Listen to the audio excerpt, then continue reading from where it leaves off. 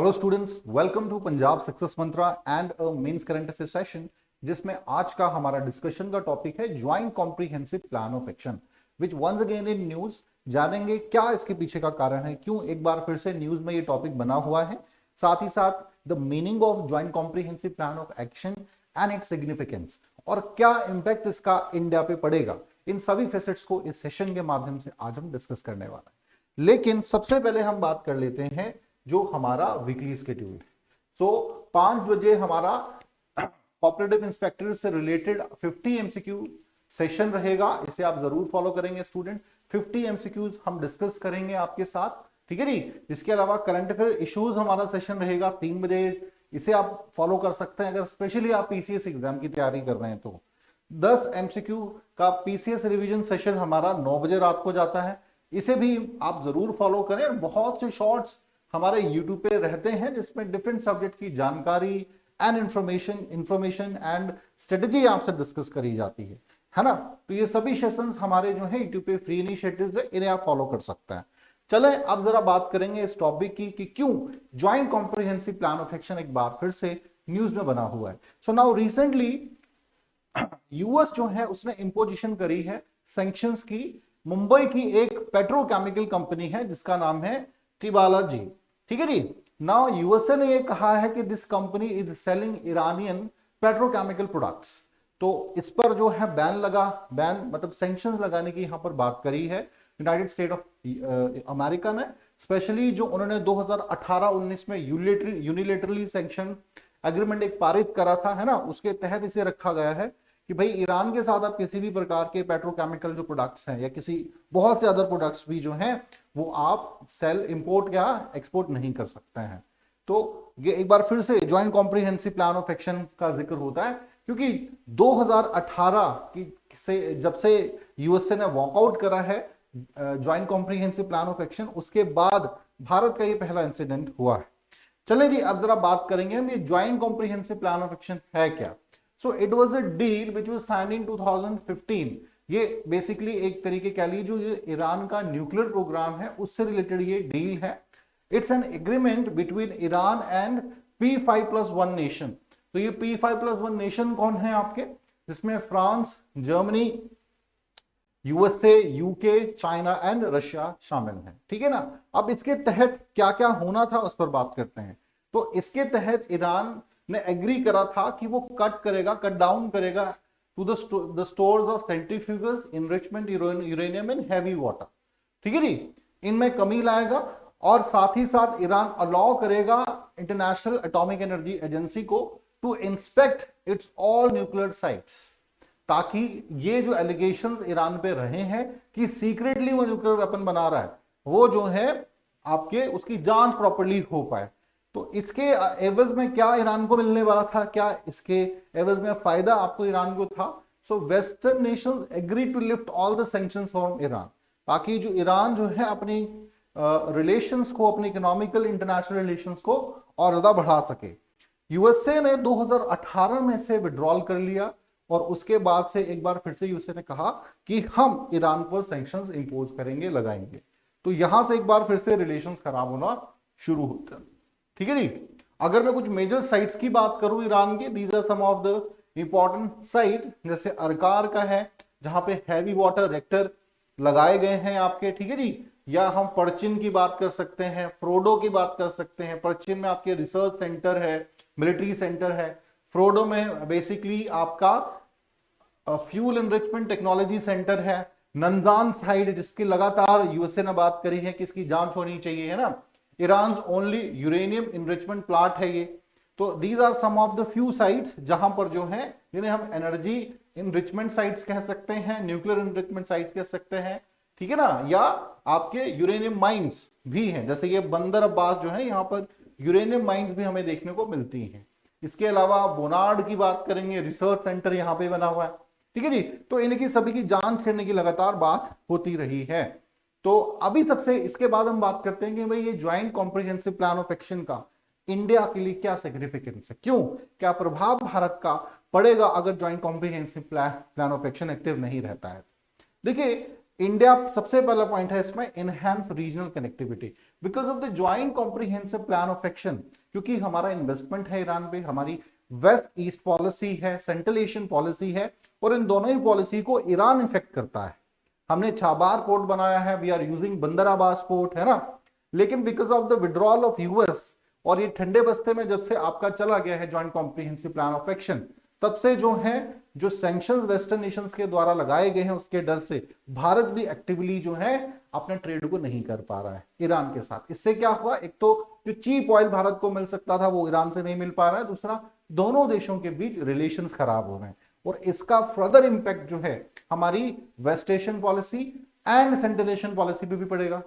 Alright, इसके अलावा हम बात कर सकते हैं और हमारे जैसे अश्कबाग ट्रीटी, हालांकि अश्कबाग ट्रीटी का डायरेक्ट ईरान मेंबर नहीं है, लेकिन यस इंपॉर्टेंट है। इसके अलावा INSTC, international north south transit corridor जैसे जो हमारा एक विजन है कि भाई हम सेंट्रल एशिया से होते हुए पूरे यूरेशियन रीजन को कवर करें, कनेक्टिविटी बनाएं, तो ये इस पर ईरान का मेजर रोल है। लेकिन अगर joint of comprehensive plan of action की वजह से हम जो है कोई ट्रेड नहीं कर पाते हैं, किसी प्रकार के फर्दर इंपोर्ट एक्सपोर्ट नहीं हो पाता है, तो ये ठंडे बस्ते में कह सकते हैं हमारे सभी प्रोजेक्ट को इंपैक्ट करेगी ये चीज। ऑलराइट, इसके अलावा energy security, we depend a lot over the energy dependence, हमारी जो डिपेंडेंसी ईरान पे हम बहुत डिपेंड कर रहे हैं, पड़ोसी देश है very close to India, and cheap जो एनर्जी नीड्स हैं उसको फुलफिल करने में ईरान एक मेजर रोल यहाँ पे प्ले कर सकता है। लेकिन देखिए 2018 में जब से यूएसए ने joint comprehensive plan of action से अपने हाथ वापस खींचे हैं, ठीक है ना, विड्रॉल करा है, उसके बाद से because of US sanctions India ने भी ऑयल जो है अपना नेट जीरो तक पहुंचा दिया। जो ऑयल और फ्यूल हम इंपोर्ट कर रहे थे ईरान से वो जीरो तक पहुंचा दिया, और इसका खामियाजा हमें रिलेशंस, बायलैटरल रिलेशंस में भी देखने को मिलता है। हमारे हाथों से जाहिदान रेलवे प्रोजेक्ट चला गया है ना, ईरान ने ये क्या क्या बहुत ज्यादा डिले कर रहे हैं, जो कि हमारी कनेक्टिविटी थी थ्रू ईरान टू अफगानिस्तान। तो ये इस प्रकार के रिलेशंस में जो है हमें प्रॉब्लम देखने को मिल सकती है आने वाले टाइम में भी। तो इंपॉर्टेंट है ईरान हमारे लिए बहुत, और ईरान के साथ हमारे रिलेशंस तभी बने रहेंगे जब तक आपका joint comprehensive plan of action अच्छे से काम कर रहा है। Because of course somewhere we can not afford US sanctions over us, हम नहीं अफोर्ड कर सकते हैं, है ना, लेकिन एक बीच का रास्ता यहाँ पे निकालने की जरूरत है। अब जरा बात करते हैं कि यूएसए ने जब से पुल डाउन करा है उसके बाद क्या देखने को हमें मिला है joint comprehensive plan of action के कंटेक्स्ट में। देखिए जैसा मैंने कहा कि 2018 में डोनाल्ड ट्रंप ने डिसाइड करा कि that we will snatch our hands back from this agreement, this deal. 2022 में 2020 में यूएसए ने यह कहा कि हम यूनिलेटरल सैंक्शंस जो है इंपोज करेंगे। हालांकि जितने भी वेस्टर्न नेशंस हैं उन्होंने इसका विरोध करा है कि भाई यूएसए बैक कर रहा है तो इसका ये मतलब नहीं है कि बाकी वेस्टर्न नेशंस भी करें, बट ऑफ कोर्स यूएसए एक लीडिंग नेशन है वेस्टर्न अलायंस का, तो ये प्रभाव बेसिकली नहीं हो पाया, और वेस्टर्न नेशंस ने भी ईरान पे सैंक्शंस लगाए हैं, है ना। अब इससे क्या था कि बहुत से वेस्टर्न नेशंस जो थे उनका संबंध भी ईरान के साथ जो है वो भी ट्रेड कर रहे हैं, उनको भी ऑयल चाहिए, उनको फ्यूल चाहिए, नेचुरल गैस चाहिए, है ना, और ईरान एक पोटेंशियल देश है प्रोवाइड करने में, तो ना चाहते हुए भी उनको सैंक्शंस लगाने पड़ रहे हैं।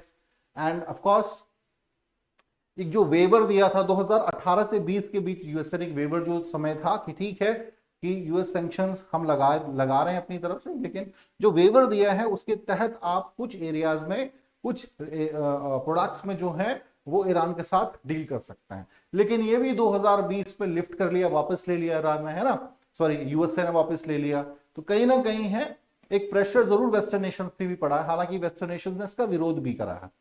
तो वेस्टर्न नेशंस ने कहीं ना कहीं एक अल्टरनेट ढूंढने की भी कोशिश करी, जिसमें एक बाटा सिस्टम जो था वो बात करी, जो कि आउटसाइड होगा यूएस बैंकिंग सिस्टम के, जिसे नाम दिया गया instrument in support of trade exchange. इसके तहत क्या है कि आप जो यूएस का बैंकिंग सिस्टम है उसके बाहर हम जो है डील करेंगे आपके ईरान के साथ।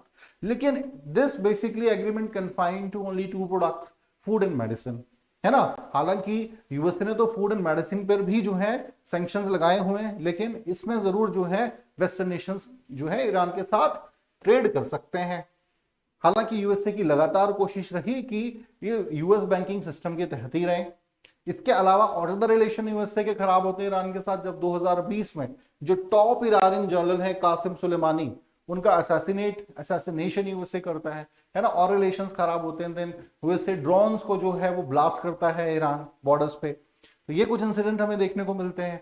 दूसरी तरफ आईएईए जैसे जो है ऑर्गेनाइजेशन है वो लगातार एक मीडिएटर का रोल प्ले करने की कोशिश कर रही है। एक प्रपोजल आईएईए ने ईरान के साथ रखा 2022 में कि भाई आप हमें अलाउ करें, री अलाउ करें बेसिकली, कि जितनी भी आपकी न्यूक्लियर साइट्स हैं उनको हम विजिट करें, है ना, कि आप कहीं न्यूक्लियर वेपन तो नहीं बना रहे। ईरान ने कहा कि भाई आप जरूर चाह रहे हैं लेकिन दूसरी तरफ आप लिफ्ट करवाइए सैंक्शंस जो हम पे लगे हैं। वाई वेस्टर्न नेशन, ठीक है यूएसए नहीं करना चाहता, it's all right, what about other western Nations, वो क्यों हम पे कर रहे हैं भाई, है ना चाहते हुए भी। तो वो ये कह लीजिए एक कंक्लूजन नहीं निकल पाया, इसका एक फेलियर हो गया इस एग्रीमेंट, इस डिस्कशन का भी। इसके अलावा यूएस एंड ईरान के बीच भी लगातार डिस्कशंस हो रही हैं कि joint comprehensive plan of action को फिर से एक्टिव करा जाए। तो these are some of the important कह लीजिए कि डेवलपमेंट्स हम देख सकते हैं, रीसेंट एक्टिविटीज और developments which have been taken place pertaining to the joint comprehensive plan of action. Other than this, if we are talking about India, significance बहुत ज्यादा है इसकी भारत के लिए, क्योंकि अगर हम फुली चाहते हैं बेनिफिट लें ईरान का, हम ज्यादा से ज्यादा जो एनर्जी हमारी नीड्स हैं ईरान जिसको पूरी कर सकता है ना, तो भाई हमारे रिलेशंस जो हैं तभी अच्छे से बने रहेंगे। क्योंकि ईरान, जैसे मैंने कहा ना सिर्फ बायलैटरल रिलेशंस के लिए ईरान इंपॉर्टेंट है, हमारी वेस्ट एशिया और सेंट्रल एशियन जो पॉलिसीज हैं उसको सुचारू रूप से, उसको और इफेक्टिवली, या अफगानिस्तान में जो भी हमारा इन्वेस्टमेंट है उसके लिए भी जो है कहीं ना कहीं ईरान हमारे लिए इंपॉर्टेंट हो जाता है। ठीक है जी। Also to put pressure over China and Pakistan, जो चाइना पाकिस्तान का एक्सेस है, क्योंकि ग्वादर पोर्ट आपका बहुत नजदीक है छाबार पोर्ट के, तो वहां हमारी प्रेजेंस अगर स्ट्रांगली नहीं रहेगी तो क्या होगा कि भाई कोई फायदा है नहीं, भले ही हमारे पास पोर्ट है लेकिन अगर हमारा वहां पे एक्टिव पार्टिसिपेशन नहीं है क्या फायदा उसका। तो ये बहुत इंपॉर्टेंट है। चलिए स्टूडेंट, आई होप अच्छे से इस टॉपिक को आप समझ पाए होंगे। आज के लिए इतना ही, थैंक यू वेरी मच।